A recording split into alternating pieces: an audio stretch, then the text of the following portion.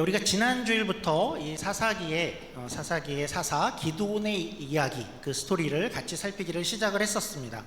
우리가 먼저 그 시대, 사사 시대의 배경을 잠시 살폈었죠. 오늘 복습을 좀 하면서 시작을 해보죠.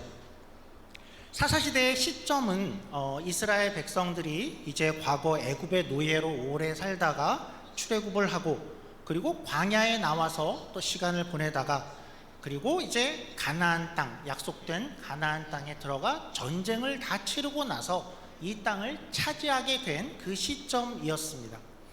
이때 우리가 주목할 만한 두 가지의 상황이 있었는데요. 첫째는 그들은 이제는 그들이 가졌던 출중한 리더를 이제는 가지고 있지 않다라는 점이었죠.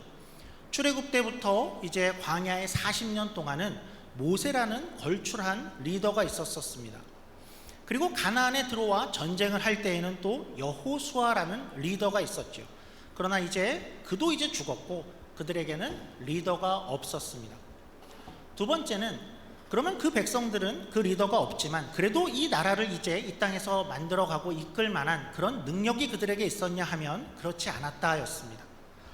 생각해봐도 그들은 이전에 400년을 애굽에서 노예로만 살던 그러한 민족이었고, 그리고 광야에 나와서도 40년을 유목민으로만 방랑을 하던 그런 사람들이었습니다.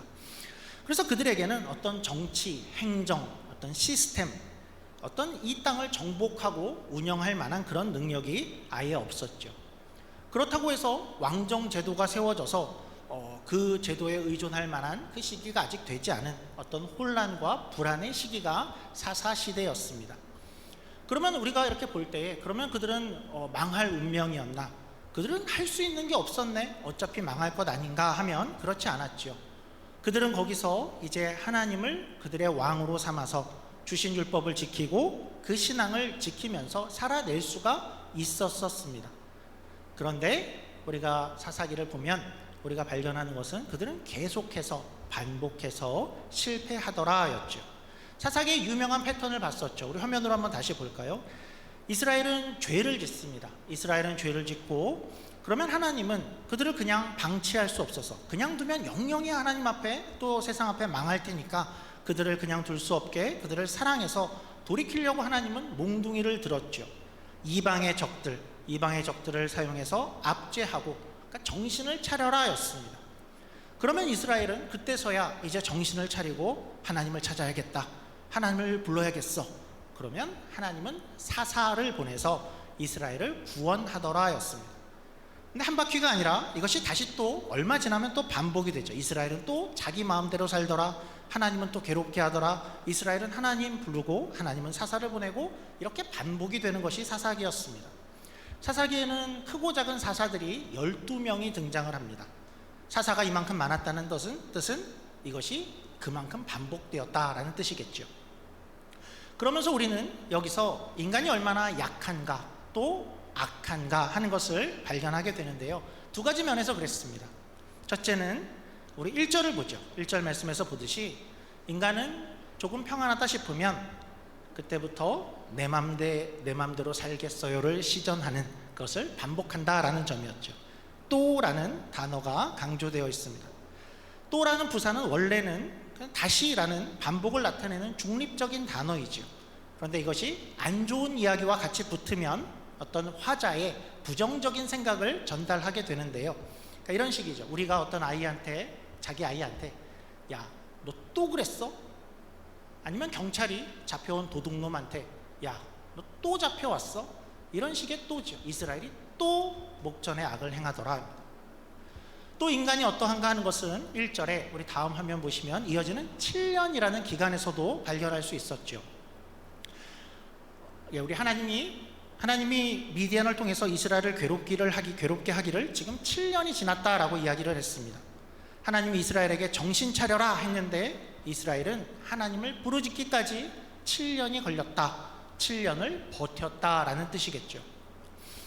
7년은 길지만, 그러면 이스라엘이 당한 고통이 좀 약해서 그래서 7년을 그들은 버틸 만한 고통이었을까 하면 그렇지 않았었죠. 고통은 상상 이상이었습니다. 우리 앞부분에서 살펴본 바 미디안의 유목민들은 시도 때도 없이 이스라엘을 쳐들어왔었죠. 그래서 양, 말, 모든 가축들을 다 가지고 갔고, 또 곡식이 있으면 있는 대로 곡식이 많을 때에 들어와서 메뚜기 떼와 같이 싹쓸이를 해가더라 였습니다. 그래서 이스라엘 백성들은 정상적으로 마을에 살 수 없었다 하죠. 얼마나 고통스러운 날을 우리가 볼 수 있는 구절들이죠. 산에 올라갔다 합니다. 흙을 팠다 그러죠. 산속에 구멍을 뚫어서 동굴에서 살았다. 그렇게 산 세월이 이들에게 7년이었습니다. 근데 이스라엘은 왜 7년을 버텼을까? 왜 빨리 하나님을 부르짖지 않았을까? 하나님을 찾아야 된다는 것을 그들이 몰랐을까? 그럴 리가요. 인간은 참 그렇습니다. 분명히 답이 하나님께 있음을 아는데 하나님 앞에 엎드리는 데에 시간이 아주 많이 걸리죠. 하나님이 어떤 사인을 분명히 보내고 있는데도, 그리고 또 우리는 알아채더라도 하나님을 부르짖는 데에 매우 주저합니다. 왜 그러냐 하면 우리는 늘 하나님 앞에서도 자존심을 부리고 싶어서이죠. 가능하면 가능할 때까지 내 삶은 내 힘으로 살고 싶은 것이죠. 최대한 하나님께 도움을 구하지 않고 궁색하게 하나님 도와주세요, 하나님이 없으면 안 돼요, 그런 거 하지 않고 그냥 내 힘으로 살 수 있으면 좋겠다. 왜냐하면 이런 마음도 있는 겁니다. 하나님 앞에 내가 여기서 한번 무릎을 꿇으면 계속 하나님 말대로 살아야 될 것 같은 것이죠. 그래서 최대한 내 힘으로 내 자유를 누리며 내 마음대로 내 삶을 살고 굳이 신세를 지고 싶지 않은 것이죠. 인간은 원래 그렇습니다. 여러분은 어떠신가요? 여러분들은 혹시 버티고 계시지는 않으신가? 오늘 사사기가, 이제 우리 사사기가 보여주는 것은 결론은 이런 것이죠. 버틸수록 손해다입니다. 1년 만에 부르짖었으면 끝났을 것을 버티다가 7년을 고생한 것이죠. 어떤 게 지혜로울까입니다. 자, 이제 이스라엘은 드디어 그래서 버티다가 드디어 하나님을 부르짖게 되었습니다. 그리고 이제 사사기의 이 패턴, 우리가 본 패턴대로라면 이제는 어떤 순간이냐 하면 하나님이 아마도 사사를 보내실 그런 시점이 된 것 같습니다. 우리가 사사기의 이 흐름을 좀 알기 때문에 우리 독자들은 뭔가 좀 기대를 하게 되죠. 과거를 돌아봐도 모압에게 그 18년을 점령당했을 때 그때 하나님께서 왼손잡이 사사 에훗을 보내셔서 짜잔, 이스라엘을 구원한 그 역사를 우리가 봤습니다.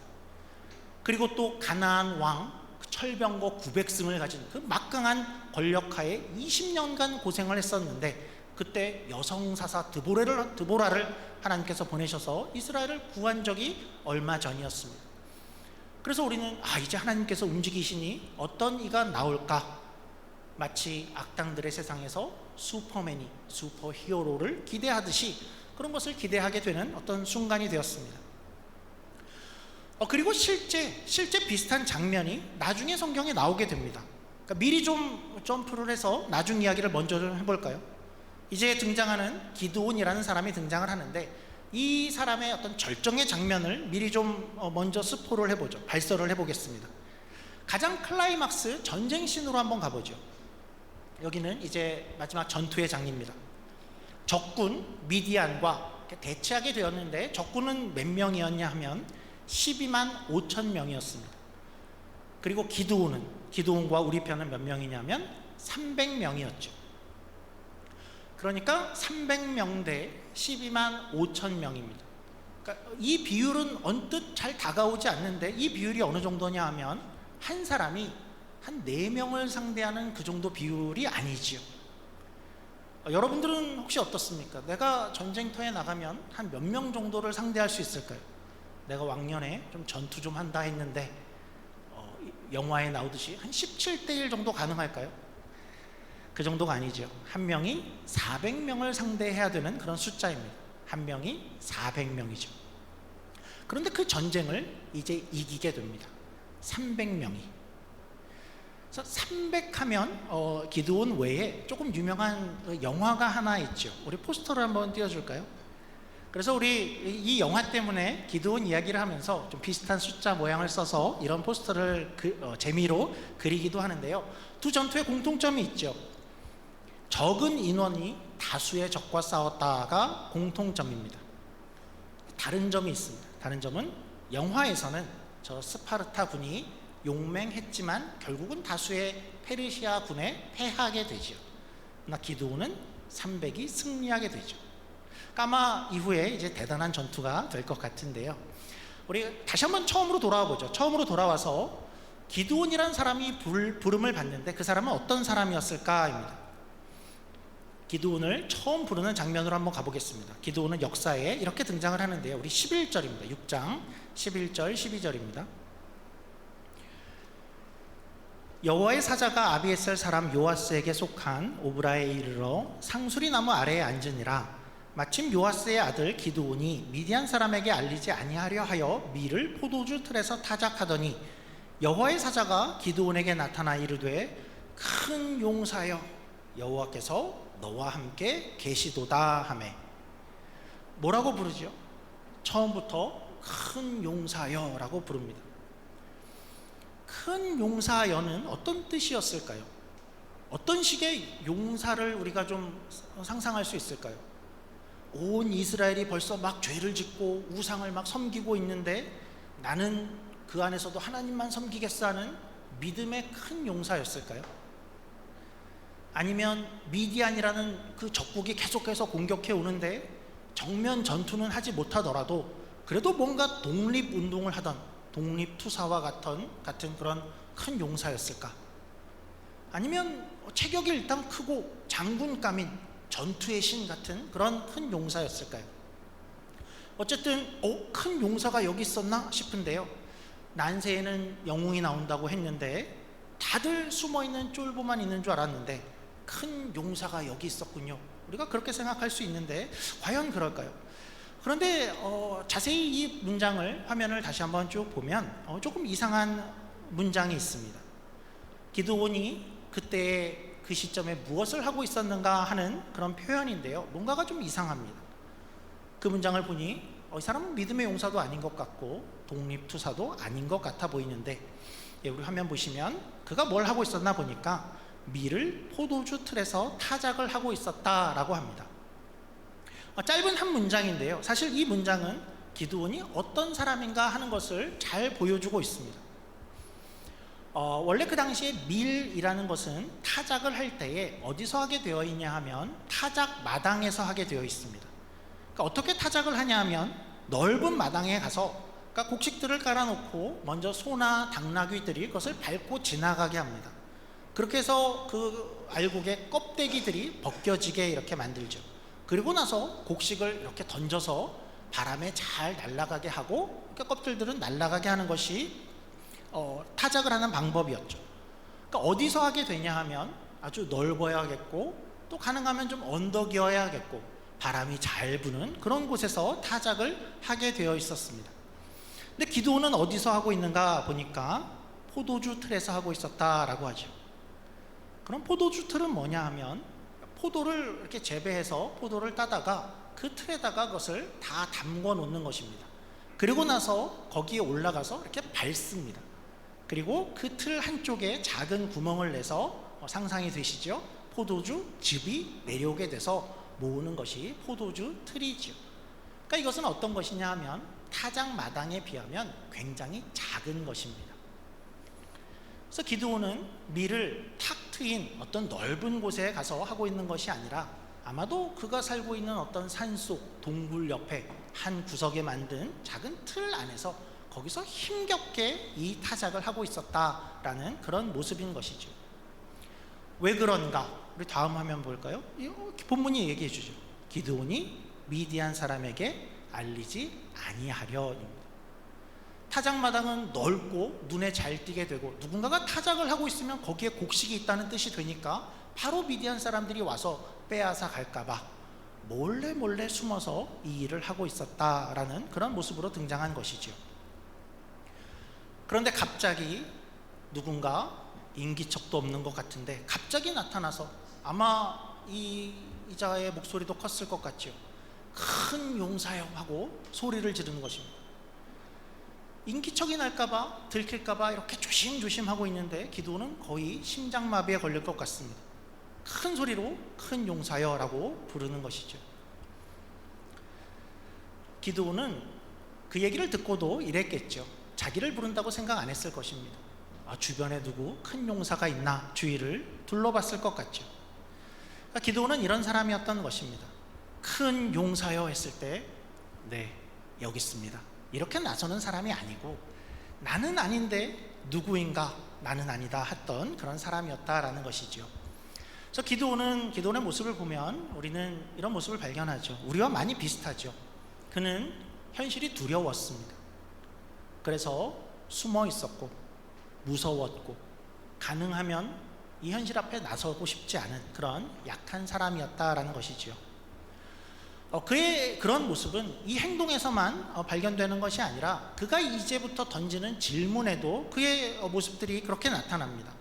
그가 이제 던지는 질문들은 그가 어떤 슈퍼 히어로 같은 그런 사람이라기보다는 참 우리와 비슷하다라는 것을 계속해서 발견하게 되는데요. 기드온은 이제 두 가지를 질문하게 됩니다.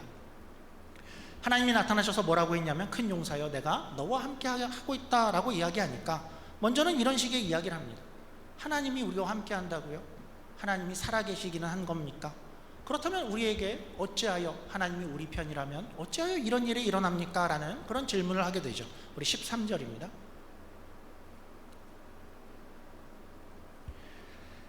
기드온이 그에게 대답하되 오 나의 주여 여호와께서 우리와 함께 계시면 어찌하여 이 모든 일이 우리에게 일어났나이까? 또 우리 조상들이 일찍이 우리에게 이르기를 여호와께서 우리를 애굽에서 올라오게 하신 것이 아니냐 한 그 모든 이적이 어디 있나이까? 이제 여호와께서 우리를 버리사 미디안의 손에 우리를 넘겨주셨나이다 하니. 그럼 우리와 참 비슷한 이였죠. 우리도 살면서 어려운 일을 만나게 되면, 그런 일들이 닥치게 되면 우리가 제일 많이 하는 말이 이런 말들이죠. 하나님 과연 계시긴 합니까? 하나님 과연 내 편을 들기는 하는 겁니까? 나와 함께 한다고요? 그런 것 같지는 않습니다. 우리 편이 아닌 것 같고요. 아니면 하나님 능력이 안 되는 거 아닙니까? 예전에 무슨 이적을 행했다면서요? 지금은 아닌 거 아닙니까? 도대체 왜 이런 일이 나한테 일어납니까? 기드온은 그런 이야기를 지금 우리식으로 툴툴거리고 있는 것이죠. 우리가 참 비슷합니다. 하나님이 어떻게 하는가 보니까 이제 자세한 설명을 하기보다는 하나님이 다시 한번 이렇게 얘기합니다. 야, 내가 너를 선택했다니까? 자, 이제 네가 나설 때야. 너를 선택했어. 이스라엘에 가서 구하자 라고 이야기를 합니다. 14절입니다. 여호와께서 그를 향하여 이르시되 너는 가서 너의 힘으로 이스라엘을 미디안의 손에서 구원하라. 내가 너를 보낸 것이 아니냐 하시니라.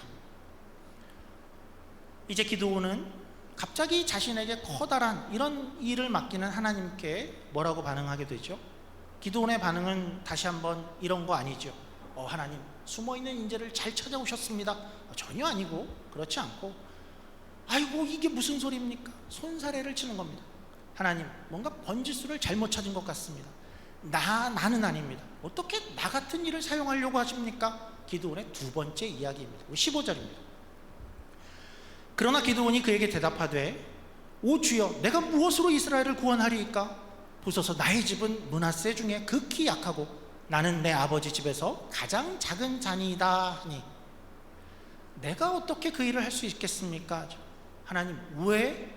하나님 어떻게 나를 사용하려고 합니까?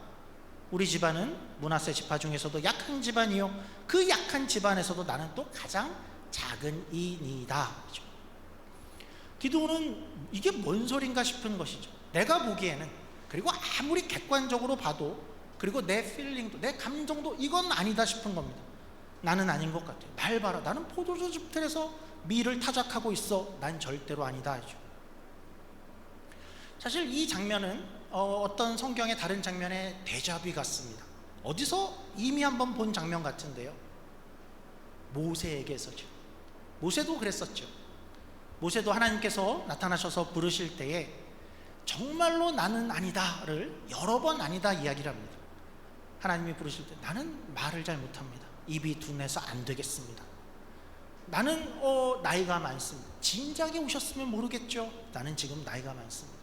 여러 번 이렇게 하니까 하나님이 나중에는 화를 내시는 것 같은 모습까지 보입니다. 그만큼 뒤로 뺐었죠.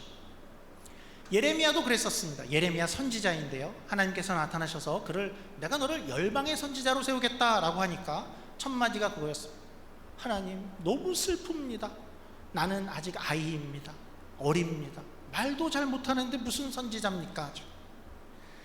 생각해 보면 우리와 많이 비슷합니다. 우리도 늘 그렇게 하죠. 뭐 거대한 모세나 예레미야 같은 거대한 일이 아니어도 우리는 이 교회 안에서도 내가 어떤 부분의 일을 맡게 된다든지 어떤 일을 일 앞에 나서게 될 시간이 되면 이런 생각이 가장 먼저 듭니다. 내가 과연 이 리더의 자리를, 내가 과연 이 부서장의 자리를, 내가 과연 매주 또 성실히 또 즐겁게 이것을 섬길 수 있을까? 이런 마음이 먼저 들게 되죠. 또 이런 생각도 들죠. 나는 하나님의 일을 하기에는 아직 성경 지식이 많이 부족한 것 같은데, 하나님이 부르시기에는 나는 아직 기도도 많이 못하는 것 같은데, 저는 사실은 초신자예요. 저를 카테고리로 삼자면 저는 새가족 카테고리에 아직 있어야 됩니다. 하나님 일을 하기에는 대인 관계도 저는 별로 자신이 없습니다. 또 말을 안 해서 그렇지 성격이 사실 굉장히 더럽습니다. 이것은 사실 굉장히 사실입니다. 객관적으로 맞는 말이기도 하죠. 기드온도, 우리도, 그리고 기드온도, 모세도, 예레미야도 자신을 잘 알고 있었습니다. 객관적으로 맞는 말이었죠. 객관적으로 어리기도 했고요, 객관적으로 나이가 너무 많기도 했습니다. 너무 소심하기도 했고 너무 두렵기도 했습니다. 하나님이 그들과 우리를 부르실 때 그들도 우리도 겪는 마음이죠. 근데 우리가 이제 성경에서 발견하는 것은 이런 것입니다. 우리가 우리를 너무 과소평가하지 말자라는 그런 점입니다. 그렇다고 이 말이 이런 뜻은 아니죠. 우리를 과소평가, 이렇게 보이는 대로 정도만 살펴볼 게 아니었어. 사실 우리는 겉으로 보기에는 약하지만 우리 안에 무한한 잠재력이 이 안에 담겨져 있던 거야. 이걸 꺼내만 쓰면 우리는 훌륭할 수 있을 거야 라는 말은 아니죠.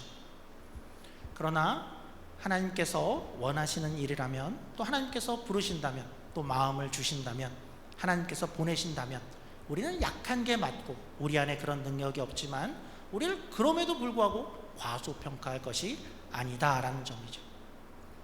왜냐하면 하나님은 이렇게 하시는데요, 하나님은 사람을 사용하실 때에 어떤 치트키 같은 것이 하나 있습니다. 그러니까 트럼프 카드의 어떤 조커 같은 것일까요? 마법의 말씀이 한 가지 있습니다. 그 말씀을 오늘 기드온에게도 말씀하시는데요, 하나님은 손사래를 치고 있는, 그리고 객관적으로 내 감정도 아무리 봐도 아닌 것 같은 기드온에게 이렇게 한마디를 하십니다. 우리 16절입니다. 여호와께서 그에게 이르시되 내가 반드시 너와 함께 하리니. 하나님의 최고의 약속입니다. 내가 너와 함께 하리라. 마치 트럼프 카드의 조커와도 같고요, 어디서나 통하는 마법의 카드와 같습니다. 하나님의 최고의 약속이고 이것이 있으면 안 될 것이 없는 약속입니다. 아주 단순해 보입니다. 그러나 이것은 아주 놀라운 약속인 것이 성경을 통해서 드러나게 됩니다. 사실 이 카드는 기드온에게 처음 나타난 것이 아닙니다. 아브라함에게 먼저 나타나죠. 멀리 이제 고향을 떠나야 했던 아브라함이었습니다. 낯선 땅에 가야 됐고 하나님이 보내신 것이라는 것을 믿고 이제 가나안 그 땅까지 도착을 했습니다. 그 아브라함에게 하나님은 이렇게 말씀하시죠. 내가 너와 함께 하리라. 또 부모를 떠나야 됐고 방랑의 길을 떠나야 했던 야곱에게도 내가 너와 함께 있어 어디를 가든 떠나지 않겠다라고 말씀하시죠. 모세에게도 떨기나무 앞에서 부르시고 전혀 아닌 것 같다라고 하는 그 모세 앞에 이런 약속을 하십니다. 내가 너와 함께 하리라. 그 말씀을 하시죠. 또 모세가 죽었습니다. 이제 그 200만 명의 그 수많은 백성을 누군가가 이끌어야 되는데 이제 여호수아를 부르십니다. 근데 여호수아는 거기서 나와서 이제 전쟁도 해야 되고 할 일이 너무나 많고 모세의 뒷자리, 모세의 차기 리더의 자리는 너무나도 부담스럽습니다. 하나님이 이렇게 이야기하시죠. 두렵지? 두려워 말아라. 놀라지 말아라. 어디를 가든지 내가 너와 함께 하리라. 예레미야 선지자에게도 나는 아이입니다. 말을 잘 못합니다. 할 때 두려워 말아라. 내가 너와 함께 있어 너를 구원하리라. 그렇게 말씀하시죠. 그리고 오늘 그 기드온에게 그 유명한 하나님의 그 약속의 카드, 내가 너와 반드시 함께 하리라를 다시 꺼내신 것이죠. 우리는 성경을 통해서 아주 단순한 약속이어서 지나치기 쉽지만 이 말씀이 대단한 약속이다라는 것을 우리가 발견하게 됩니다. 그런데 이 약속은 우리와는 상관없는 약속일까 하면 그렇지 않고 이 약속이 우리에게도 주어져 있습니다. 이 구절은 우리가 함께 보시죠. 마태복음 28장 20절입니다. 예수님이 우리에게 이렇게 약속하셨다는 것을 기억하시지요. 이 마법과 같은 약속을, 성경에서 이 약속이 얼마나 대단한가를 보여주신 그 약속을 우리에게도 하셨지요. 내가 너희에게 분부한 모든 것을 가르쳐 지키게 하라. 볼지어다 내가 세상 끝날까지 너희와 항상 함께 있으리라 하시니라. 우리가 성경을 잠깐 이렇게 보니 우리의 인생은 성경의 인물들과 많이 비슷했지요. 약하고 또 부족했고 객관적으로 그것이 다 사실이었습니다. 그러나 우리가 보듯이 우리가 만일 이 약속을 기억하고 우리가 받아들인다면 우리의 인생은 어떤 모습이 될까 하는 그런 기대를 갖게 되죠. 자, 마지막으로 우리가 처음으로 한번 다시 잠깐 돌아가 보겠습니다. 기드온을 만나는 처음인데요. 하나님은 두려움에 떨어서 몰래 숨어서 몰래 포도주 틀에서 타작을 겨우겨우 하고 있는 이를 찾아가서 큰 용사여 라고 불렀습니다. 하나님은 왜 그렇게 불렀을까요? 분명히 아니었는데, 누가 봐도 아닌데, 누가 봐도 큰 용사가 아닌데 하나님이 놀리려고 그랬을까요? 야, 큰 용사야 이렇게 불렀을까요? 아니면 비아냥거렸을까요? 야, 큰 용사야 그랬을까요? 정신 좀 차려라 할까요? 하나님은 그 약한 기드온에게서 이미 어떻게 될 것인가, 그가 어떻게 내가 그를 불렀을 때에 그와 함께 한다라고 했을 때에 어떤 모습이 되게 될 것인가를 하나님은 미리 보고서 큰 용사여라고 부르신 것인 줄 믿습니다. 하나님은 우리를 그렇게 보고 계실 것입니다. 우리의 현실은 너무나 고되고 현실이 너무나 무거워서 우리는 이 앞에서 두렵고 떨리고 큰 용사의 모습은 아직 보이지 않을 수 있습니다. 그러나 우리에게 있는 그 약속을 우리가 다시 한번 기억하고 의지하면 좋겠습니다.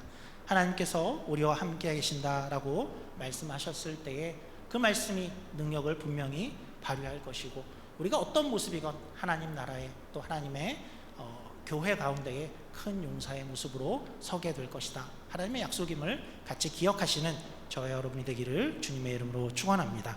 기도하겠습니다.